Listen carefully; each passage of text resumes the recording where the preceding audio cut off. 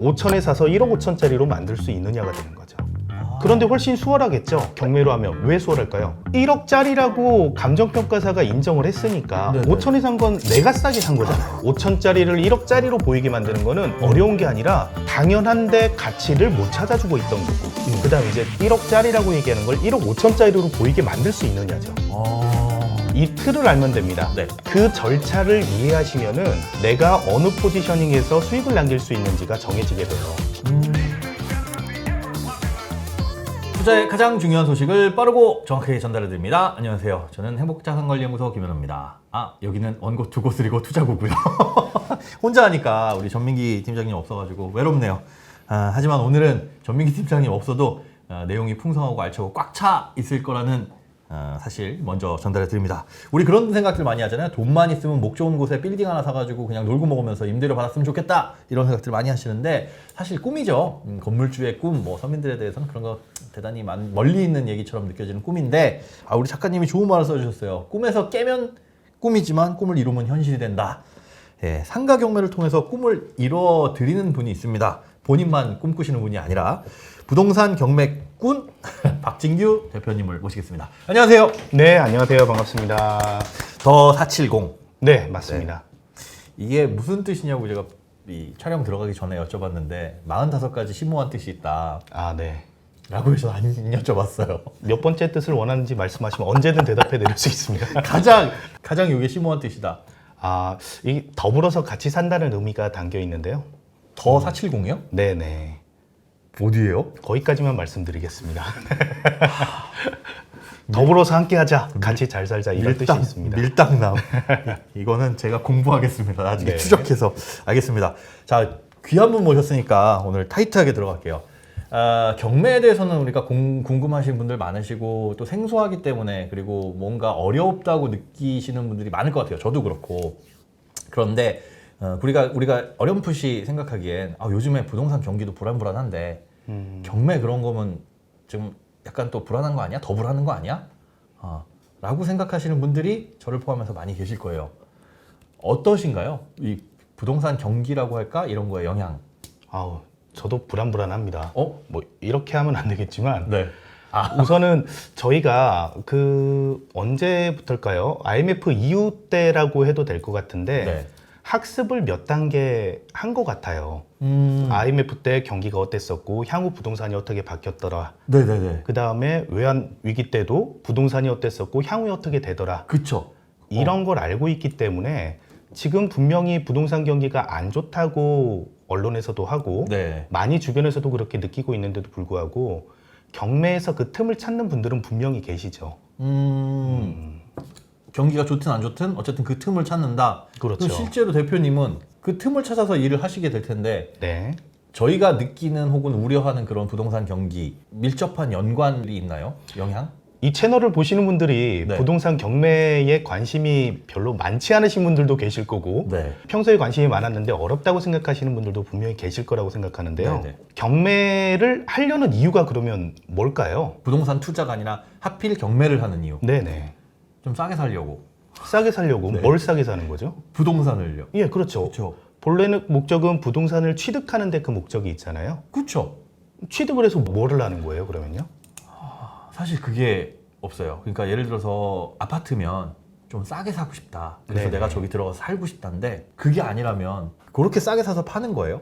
그게 본질인가요?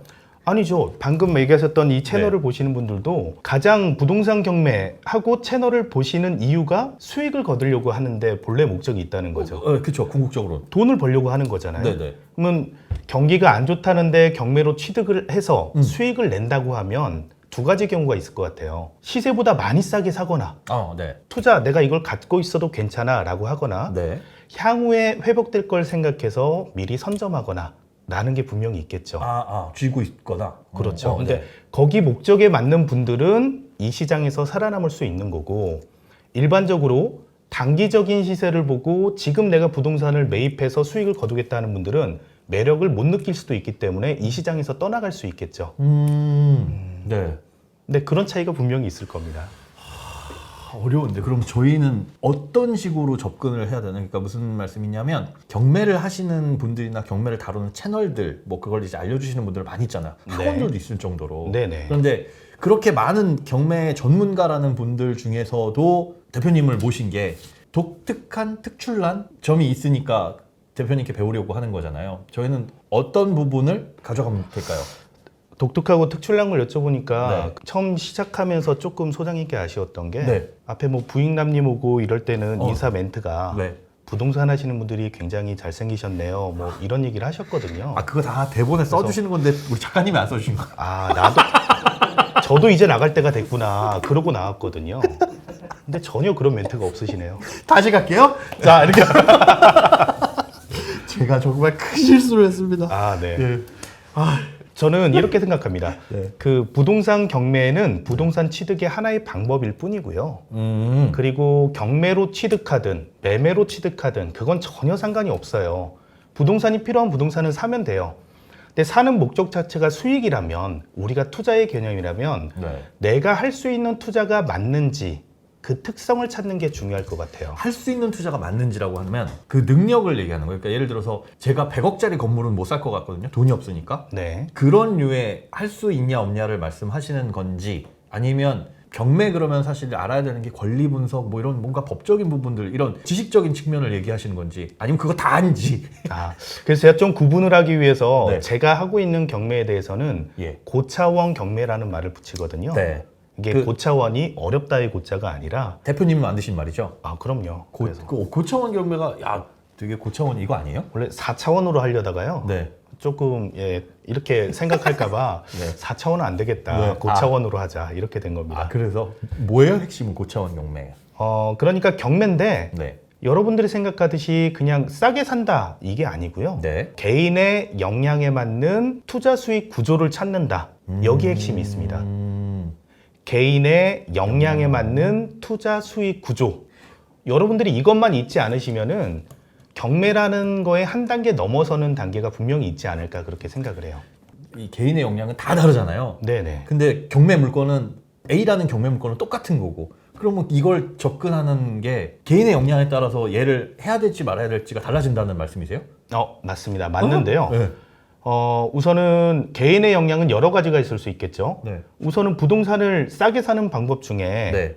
제일 편한 건 뭐가 있을까요? 부동산 싸게 사는 방법이요? 네. 그게 방법이 있나요? 싸게 사는 경매? 뭐 싸게 팔라 그래서 팔면은 싸게 사는 거죠. 그죠? 네, 근데 그럴 가능성은 적고. 그렇죠. 그러면 경매에서 싸게 사는 방법은 뭐가 있을까요? 제일 간단한 방법. 경매에서 싸게 사는 방법이요? 네. 모르겠습니다. 눈 감고 사셔도 할 수 있어요, 여러분들. 어떻게요? 경매에서 싸게 사는 방법? 제일 비싼 물건을 사시면 돼요.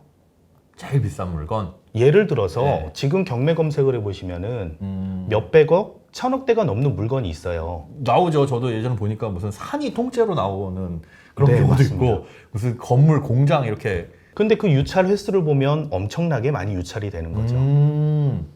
그거는 그 물건이 안 좋아서 혹은 사려는 사람이 없어서일 거 아니에요. 그 이유가 뭐든지 간에.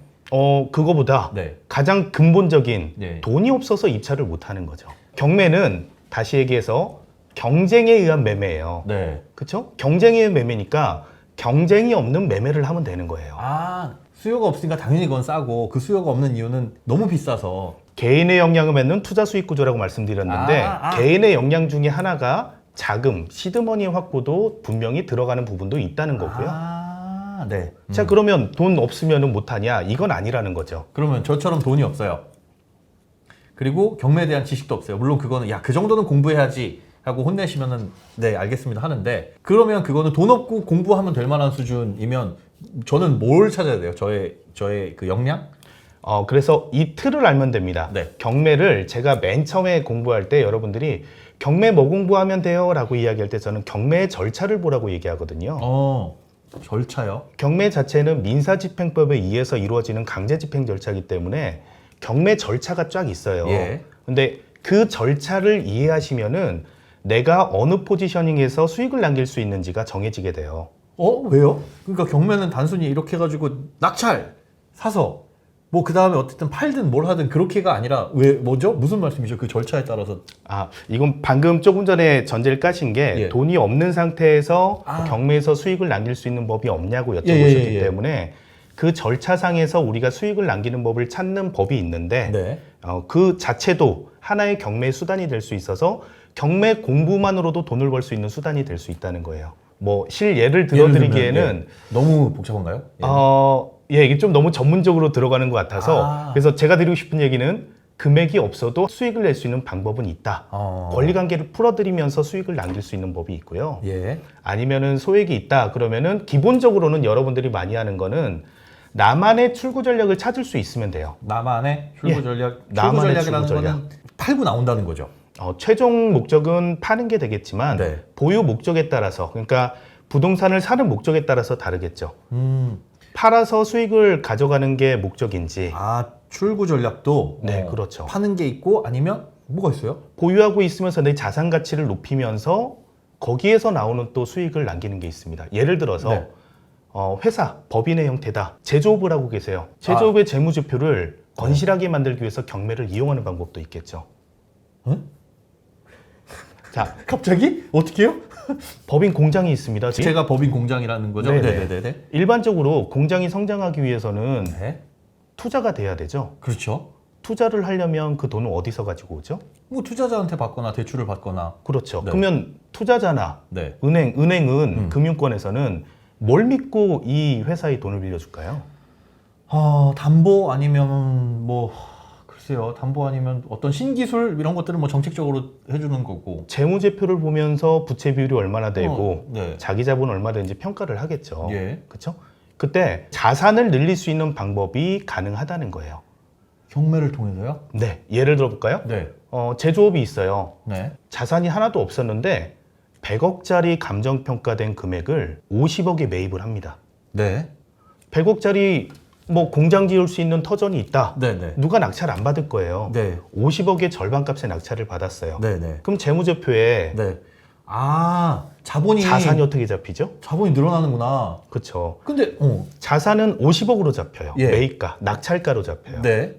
낙찰가 50억이 잡혔는데 이게 향후 2년 뒤에 다시 재감정을 하게 됐을 때 더 정확히 자산 재평가를 했을 때 내 자산이 100억으로 잡히게 되는 거죠. 신기하네요, 그거. 그럼 그러네. 회사 재무 구조가 아무 노력을 하는데 그러니까. 좋아질 수 있다는 거죠. 그럼 거기에서 이제 극복해야 될 난관은 그걸 100억짜리를 어쨌든 50억은 있어야 가져오는 거니까. 네. 그쵸. 뭐 어쨌든 하나의 방법을 50억에 가져오시려면 기업체를 돌렸다. 그럼 네. 좀 극단적으로 얘기해서 50억이면 한 5억 정도만 내 자본이 있어도 45억이 대출이 가능합니다. 대출이요? 네네. 그 사업체가 뭐든지 간에? 그러니까 아까 말씀하신 꼭 그렇진 않아요. 그 상환 능력이 있을 정도의 회사는 돼야겠죠. 평가는 그러면... 받아야겠지만 왜냐하면 100억짜리를 50억에 받았기 때문에 네.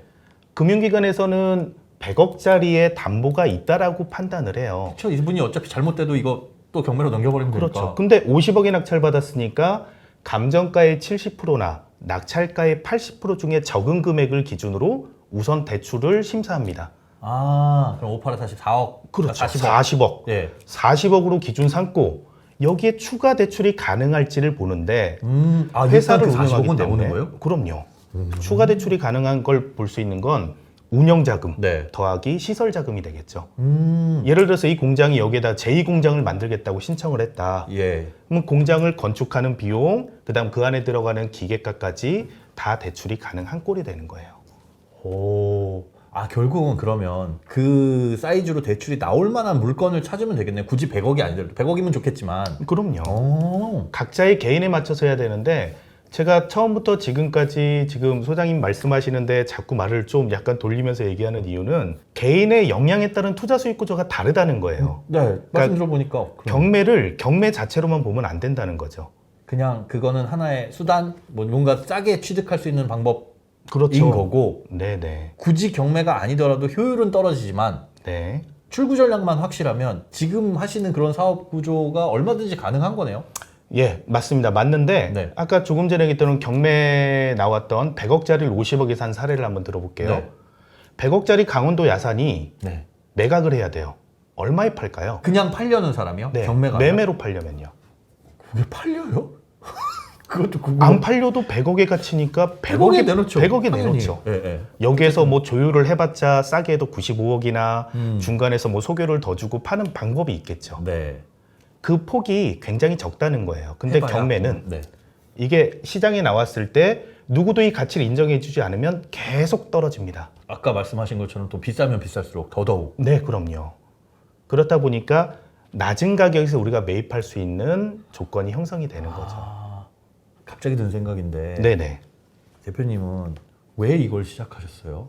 이 시작점이 네. 누가 이렇게 알려주셨으면 야 그거 사업 괜찮겠다라는 생각이 들 텐데 먼저 하시는 스승 같은 분이 계셨나요? 아니면 여기는 제가 개인 신상을 잘 공개를 안 하는데요. 네 하실 거예요? 여기는 뭐 많이 안 보시는 것 같아서 제가 시원하게 말씀드리겠습니다. 피디님 죄송합니다. 혹시 무슨 이런 거 좋지 않으세요? 불법적인 일 하시는 거 그게 아니죠? 아니고요. 네. 제가 나이가 44입니다. 오, 네. 형이네요, 형. 네? 에이, 설마요. 그건 아니겠죠. 저 80년 원생인데. 못 들은 걸로 하겠습니다. 44인데 혹시 자제분이 몇 살이세요? 없어요. 저는 미혼. 결혼을 못 하셨나요? 네, 못했어요. 오늘 여기까지 하죠. 죄송합니다. 제가 괜히 여쭤봤네요. 네. 그래서 제가 44살인데 네. 제 첫째 아들이 25이에요. 에? 그 뒤로 쫘자자작 있습니다. 4명이나 돼요, 애가. 그래서 저는 이제 친아들. 이 친아들이죠. 오. 왜 제 아니 뭐 홍길동도 아니고 입양할 수도 있고 뭐 그런데 아버지라 부르십니다. 44세, 19살에 그러면 생일도 좀 빠르고 해서 정상적인 절차를 거쳐서 모든 건 잘 해왔습니다. 그랬는데요. 네.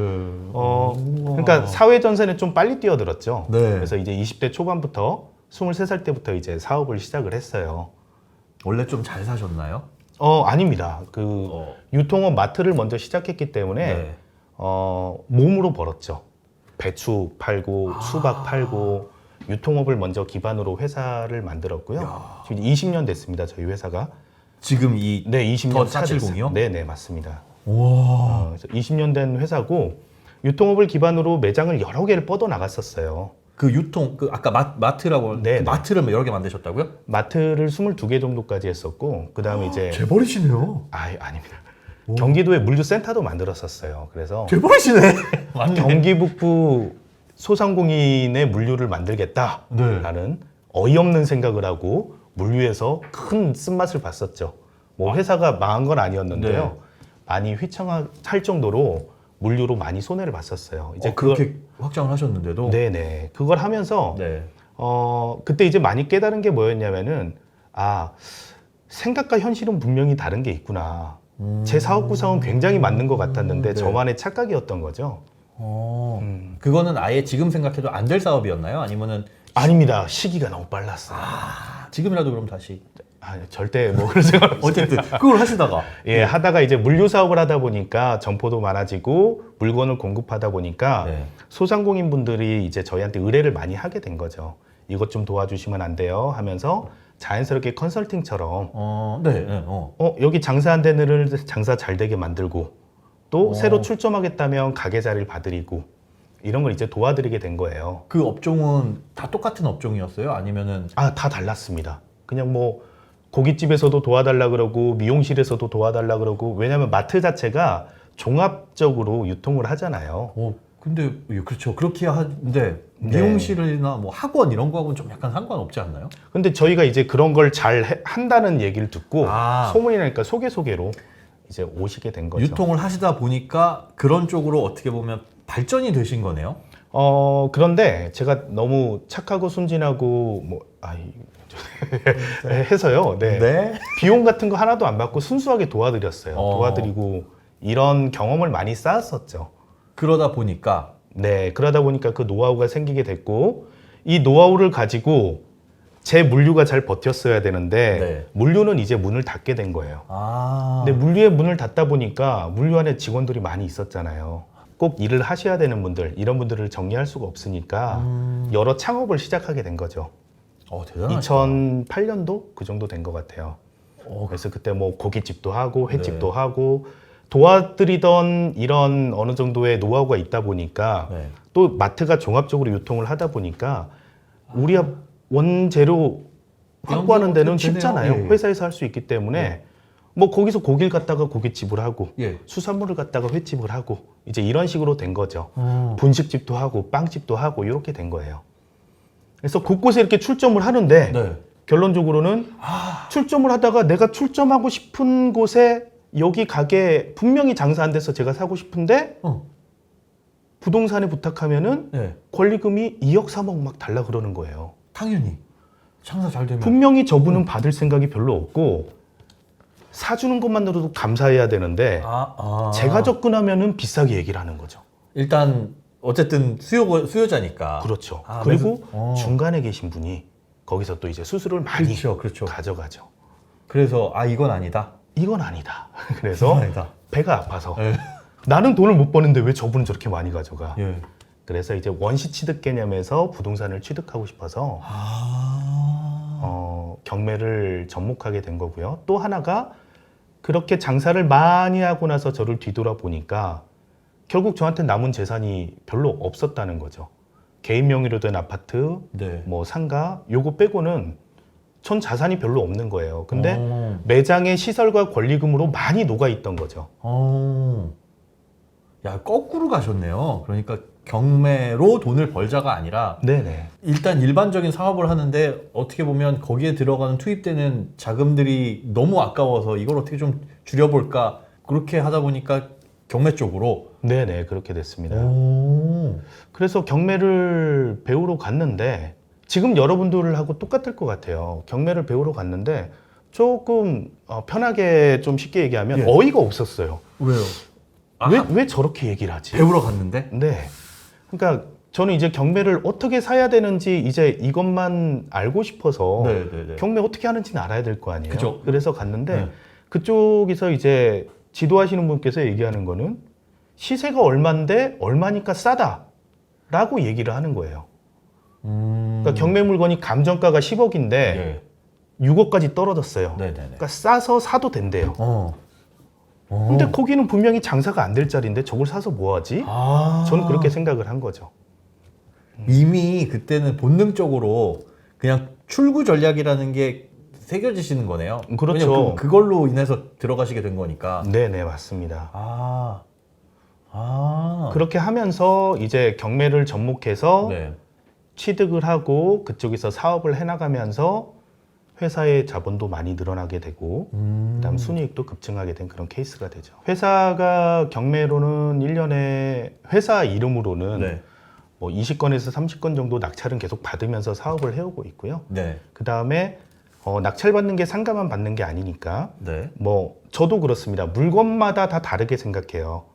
토지를 샀을 땐 토지의 출고 전략에 따라서 이건 이자만 내고 묵혀둬야 되는 건지 바로 개발을 들어가야 되는지 고민을 하고 상가도 제가 매입을 했어도 이거는 임차를 어떤 업종에 주는 게 효율적인지 네. 그래서 임차를 주는 것도 있고 아니면 여기에는 제가 직접 이 업종을 접목해서 극대화시키는 게 낫다라 그러면은 그 업종을 접목해서 제가 직접 영업을 돌려버리는 거죠. 그러면 대표님이 보시기에 어떤 물건을 입찰을 하는 조건은 이걸 어떻게 놔야 되겠다는 최종적인 그림이 그려지는 것만 입찰을 하시겠네요? 네, 정확히 보죠. 역시 소장님 대단하십니다. 네. 소름. 저는 네. 생각에 경매는 예를 들어 뭐 1억짜리가 7천에 나온 게 있고 어떤 거는 1억짜리가 이제 4천까지 갖고 이러면 1억인데 4천 요게 싸네. 그럼 이거 사야지 라고 접근했는데 그게 아니라 가격이 뭐 얼마든지 간에 그거는 이제 내 능력대로 가는 거고 이거를 낙찰 받아서 뭘로 만들어서 어떻게 팔 것이냐 팔만하게 그림을 그려주면 지금 소장님 말씀하실 때 전제 조건 깐 게 있었죠. 1억짜리인데 네. 짤이라는 그 개념을 생각을 해보자는 거죠. 저는 그 감정가. 감정가. 네. 1억짜리인데 5천만 원에 샀는데 5천만 원에도 안 나가요. 그게 1억짜리로 인정할 수 있을까요? 아니요. 그러니까 짤이라는 건 서로 거래가 돼야 사는 사람과 파는 사람이 접촉이 돼야 이 거래가액이 짤이라는 개념이 맞는 건데 그렇죠. 그걸 감정평가로도 이야기할 수 없는 거고 네. 그건 참고하는 가격이네요. 예, 맞습니다. 네, 정확하십니다. 그리고 그 짤이라는 걸 만드는 건 그게 능력인 거고. 네, 맞습니다. 저는 그걸 명분이라는 말을 쓰는데요. 그러니까 명분을 주는 거죠. 이 부동산 가치를 만드는 거네요. 네. 1억짜리를 5천에 샀으면 1억짜리로 다시 보이게 명분을 주자는 거죠.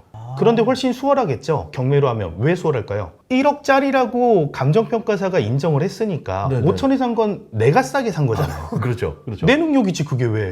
그렇죠. 네. 그럼 1억에 다시 대파는 명분만 주어졌을 때는 1억짜리로 보일 확률이 많은 거죠. 그러니까 이거는 당연한 거예요. 5천짜리를 1억짜리로 보이게 만드는 거는 어려운 게 아니라 당연한데 가치를 못 찾아주고 있던 거고. 그렇죠. 그렇죠. 예. 그다음 이제 제가 하는 단계는 네네. 1억짜리라고 얘기하는 걸 1억 5천짜리로 보이게 만들 수 있느냐죠. 그럼 다시 얘기해서 5천에 사서 1억 5천짜리로 만들 수 있느냐가 되는 거죠. 수익률을 극대화시킬 수 있느냐. 그게 대표님의 역량 같은데 그건 점점 저도 공부하고 연구하고 발전하고 있는 단계인 거죠. 업종을 가리지 않나요? 제가 네. 지금 회사에서 운영하는 매장이 직영사업장이 21개가 있습니다. 그거는 업종이 다 달라요? 21개가 있는데 업종이 14개가 있어요. 네.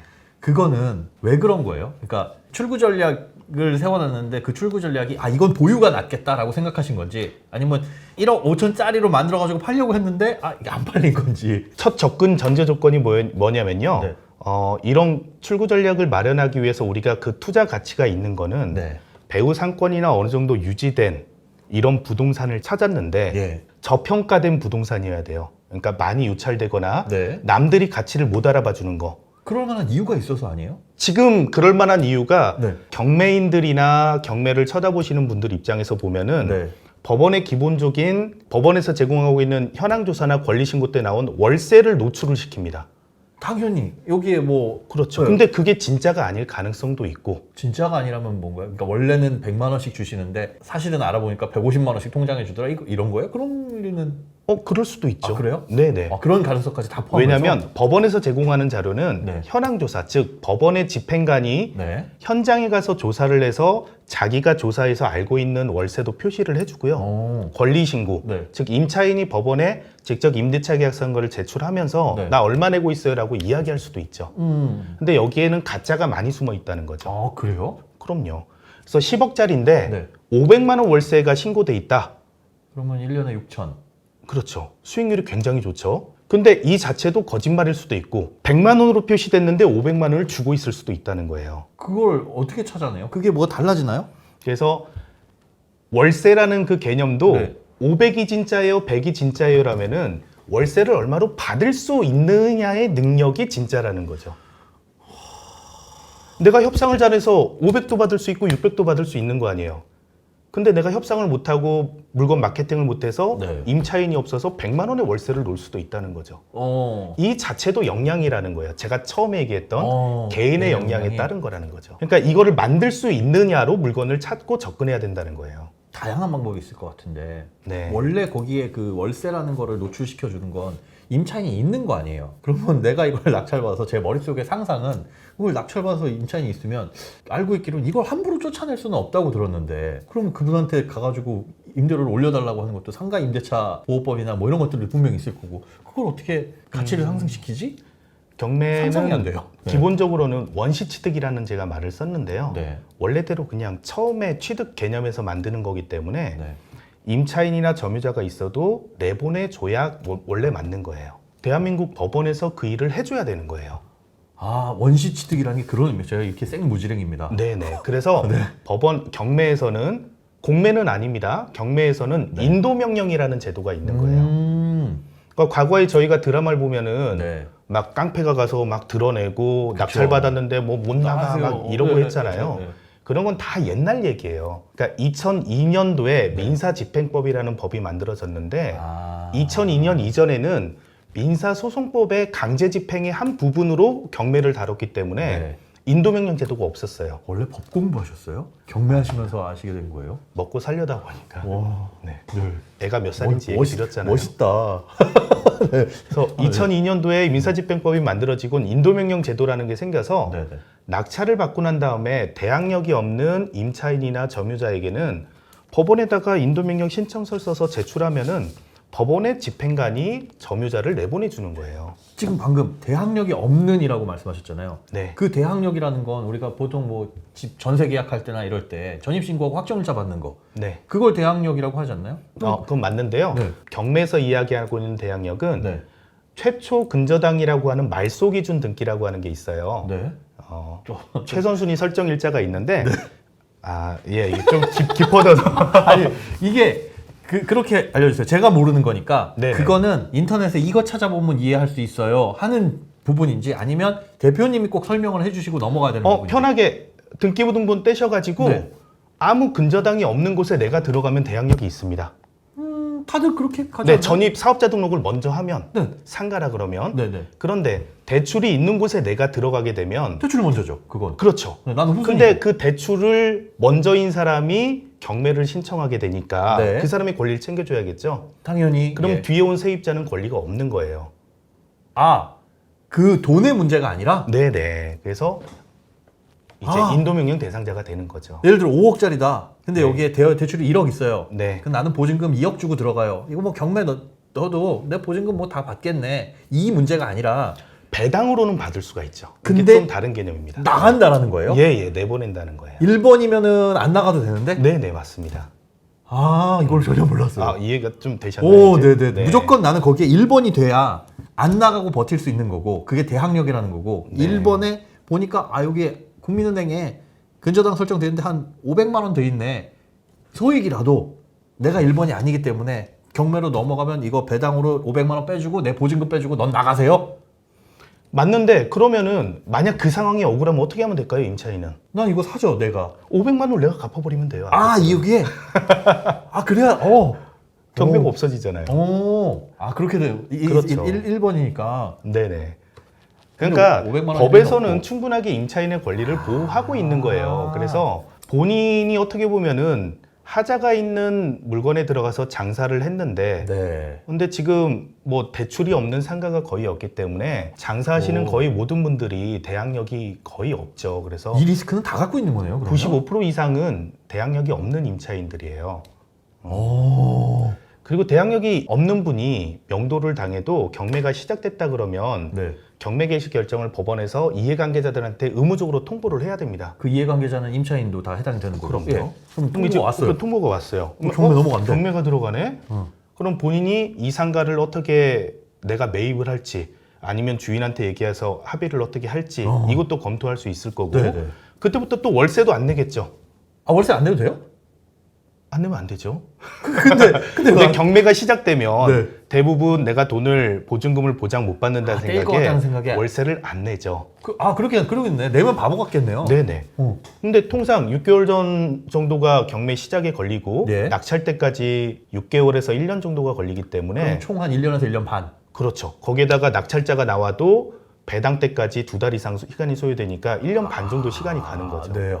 엄청나게 기네. 그럼 보통은 월세 땡큐네요. 보증금을 얼마를 월세 몇 배 정도를 하는 게 일반적일까요? 상가는 모르겠어요. 상가는 되게 작던데. 상가는 10배 정도입니다. 아, 일반적으로. 1년치 월세도 안 되네요. 네. 1년으로 해도 뭐 2년으로 해도 상관은 없는데 네네. 일반적으로는 월세 10배 정도? 10배 정도를 거는 게 일반적이니까 100만 원이면 1000만 원이 걸려 있는 거죠. 네네. 근데 100만 원을 12개월 동안 안 내면 1200을 안 낸 꼴이 되는 거죠. 난 마이너스네. 땡큐가 그렇- 된 거네요. 땡큐라고 하면 좀 극단적이긴 한데 네. 하여튼 시설비 투자된 항상 걸 생각하지 않는다면은 네. 그렇게 크게 손해보고 나가지도 않으세요. 아. 네. 뭐 적절한 표현은 아닌데 네. 그래서 그 권리 관계를 네. 적절하게 조율을 하면 되는 거죠. 내가 이거 받았을 때 여기 임차인이 있다. 근데 대항력이 없으시다. 그러면 적절하게 그렇다고 해서 나가세요라고 해서 막 가가지고 험한 인상 쓰시고 그러지는 않는데 합의를 해서 죄송한데 여기서 나가세요가 좀 오해를 살 수 있기 네. 때문에 얘기했지만 법원에서 나가게 해주는 게 정상적이기 때문에 그쵸. 제가 나가세요라고 안 하는 게 정상인 거예요. 그러면 그분 입장에서는 저는 그쪽에 빙의가 됐는데 보증금은 그렇다 치더라도 권리금을 주고 들어왔을 경우도 있잖아요. 네네. 이 경우는 권리금은 못 받는 건가요? 못 받는 게 되죠.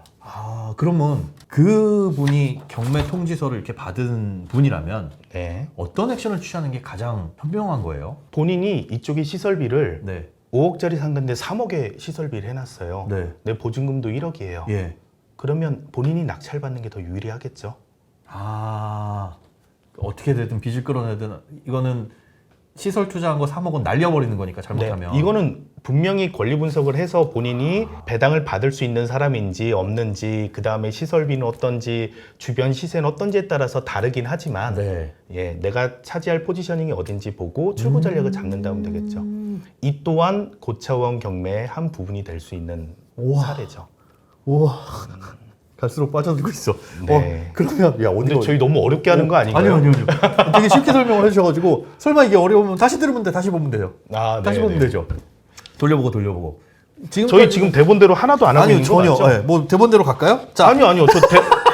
저 대본대로 안 했으면 해서 갑자기 네. 대본대로 가면 네. 대본 이렇게 주셨는데 뭐 작가님 죄송해요. 이거 열심히 이렇게 막 고민해서 써주셨을 텐데 제가 이런 놈입니다. 이거 어떻게 나중에 뭐 맛있는 거 사드려야지. 아무튼 너무 얘기가 재밌어. 좋습니다. 이제 어렴풋이는 알 것 같아요. 그러면 세입자가 아니라 그걸 입찰하는 입장에서는 그런 권리 관계를 잘 따져가지고 좋습니다. 얘를 월세를 얼마나 더 받을 수 있을지는 야 여기는 학원이 들어와야 되는데 예를 들어 뭐 학원은 2층에도 있고 3층에도 있는데 네. 2층, 3층에다가 고깃집 차려봐야 안 되는 것들이 많잖아. 아 그래 여기는 고깃집 할 장소가 아니야.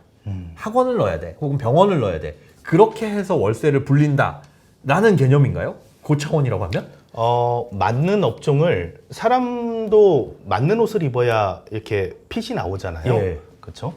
그래서 똑같다고 보시면 됩니다. 모든 부동산은 그 목적에 맞게 사용해야 가장 가치가 높아지는 거예요. 그 목적을 어떻게 알아요? 그건 이제 대표님의 이거는 조금 경험이 필요한 건 사실이긴 한데요. 근데 저는 꼭 그렇게 생각하지 않는 게 이 영상 보시는 분들도 일상생활 속에 본인들이 많이 이용하고 본인이 잘하는 부동산이 분명히 있어요. 내가 잘 아는. 그럼요. 내가 필라테스를 뭐 자주 다니면서 필라테스 장소는 이런 게 좋다. 아니면 아이를 데리고 항상 학원을 갔는데 큰 도로 다니면서 애를 보낼 수가 없으니까 집 앞에 어느 정도가 학원 위치로 적당하다. 이런 노하우는 다 가지고 계신다고요. 그죠. 자기만의 기준이지만 여러분이 부동산에 관심이 있다면 일상생활 속에서 얼마든지 체득할 수 있고 이미 체득돼 계신데 모르는 거예요. 그지. 본인도 전문가인데. 야, 여기에는 이게 왜 있어? 하는 거나. 맞아요. 저는 안타까운 그 상가를 늘 본 적이 있거든요. 그 가양역 10번 출구에 에스컬레이터를 타다 내려가다 보면 그 옆에 있는 그 상가는 한 3개월마다 한 번씩 주인이 바뀌어요. 아, 네.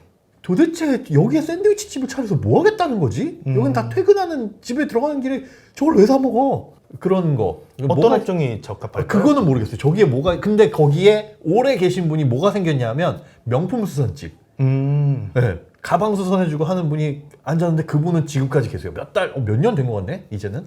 초기에 그 상가가 들어왔을 땐 무슨 카페도 생겼다가 없어지고 뭐도 생겼다가 계속 바뀌다가 명품 수선집이 생기더니 자리를 잡으셨어요.